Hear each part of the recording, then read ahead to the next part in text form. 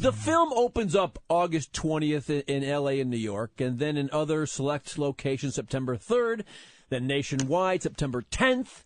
Documentary called The Tillman Story.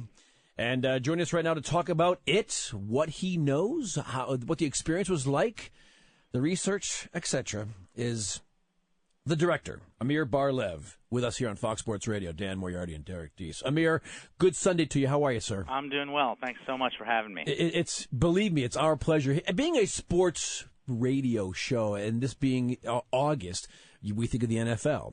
That, of course, is our big thing in this country to take our mind away for 2 or 3 hours on a Sunday. At the same time, the biggest thing going on in our country that makes the most sense or is the most powerful is Afghanistan right now. And here's a man, Pat Tillman, who served in both.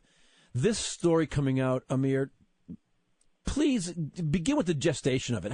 How did the documentary ideas, because it had to be made, how did it get onto your desk?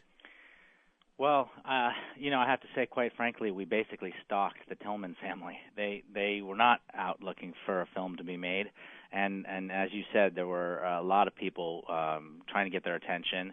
In fact, and so we kind of queued up, and they're a remarkable family in so many ways, and one of those ways is that they have a healthy sense of their own privacy. Pat was that way in spades, and he. He, as you probably know, he never gave any interviews. He didn't want to stand out when he made his decision to enlist. He didn't want to, kind of hold himself above all the other people who have sacrificed for our country and who are serving over there. And so the family, and he's cut from the same cloth as the rest of his family. And we really had to convince them to collaborate with us. But in the end, they worked. We worked very, very closely with them. It's basically a film made in collaboration with them and his platoon mates.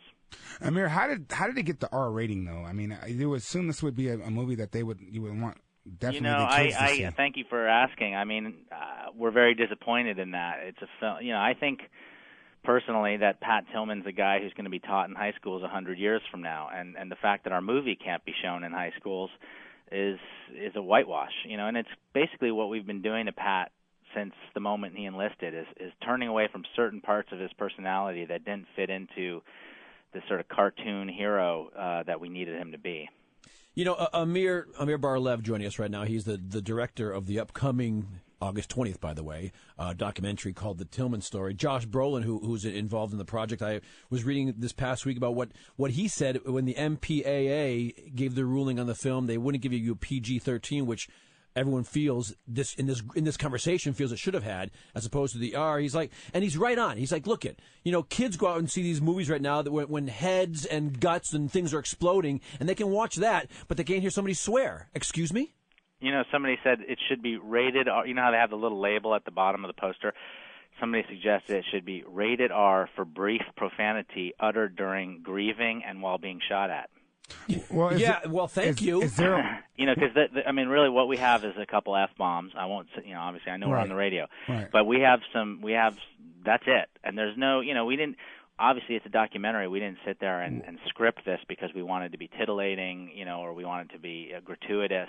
This is how soldiers talk, and it's how football players often talk too. And I don't think anybody's laboring under any illusions about that. Well, Amir, is there a way that you can go back maybe after the movie comes out and be able to change that so that it can get shown in high schools? I know I don't want to do it because I want Pat Tillman to be who he is. That's basically why the family originally decided to work with us, is we committed to getting the word out about who he really was. He was an absolutely heroic guy who was also a human being, and he actually had an infamous potty mouth. And so I'm not going to take any parts of his personality, right, even the ones that that are less well known, and shear them off to the side. Well, obviously, a conversation like this one being on Fox Radio across the country is one thing that can help. Is there a groundswell that's begun already, or, Amir, do you think by August 20th when it comes to New York and L.A., and then after that when it rolls September 3rd, September 10th nationwide, then more people can get an idea of how absurd this rating actually is? Well, I really appreciate the question. I'm a documentary filmmaker, and just to be completely frank, a lot of people think that these films are like medicine or something. They don't want to they would wait and see him on video or things like that. But this is a very entertaining film, and I think people are going to be surprised when they see that, of course, it's a tragedy, but it's also very inspiring. It's about an inspiring American family. There's a lot of humor. The F-bombs help a little bit with that. And Pat was a funny guy. His family are just absolutely an A to Z lesson in integrity and patriotism.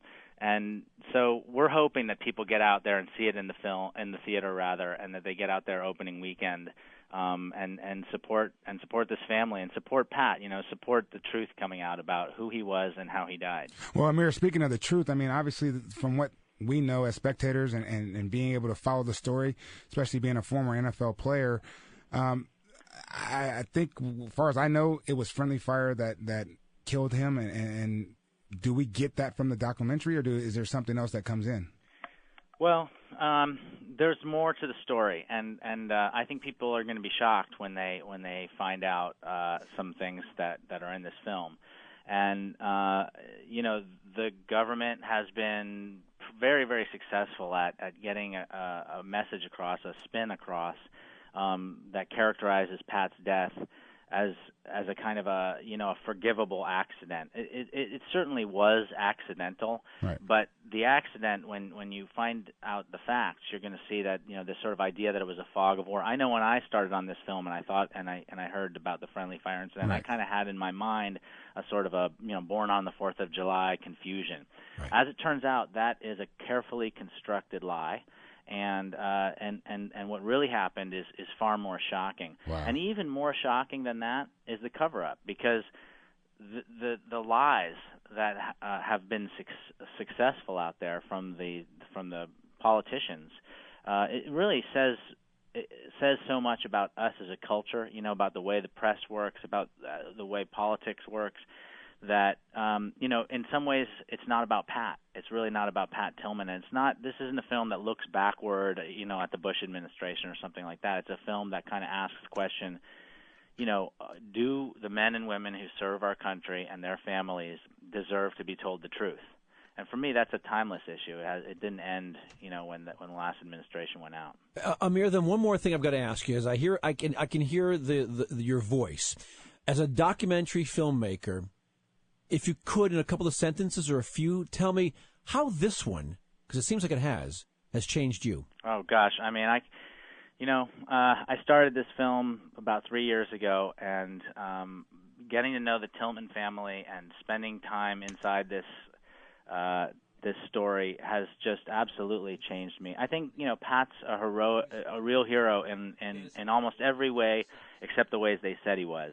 And, certainly being exposed to a family like this, to a person like Pat Tillman, it just brings out even though this is a tragic story, it's an inspiring story, and it causes you to be a better person, to try and be a better person. I'm a parent myself, and I've always felt that this is a story about family values more than anything else. The documentary is called The Tillman Story. Opens in New York and L.A. this Saturday, August 20th. Around the country in selected theaters, September 3rd, and then, Friday the 20th, my bad. And then September 10th across the country.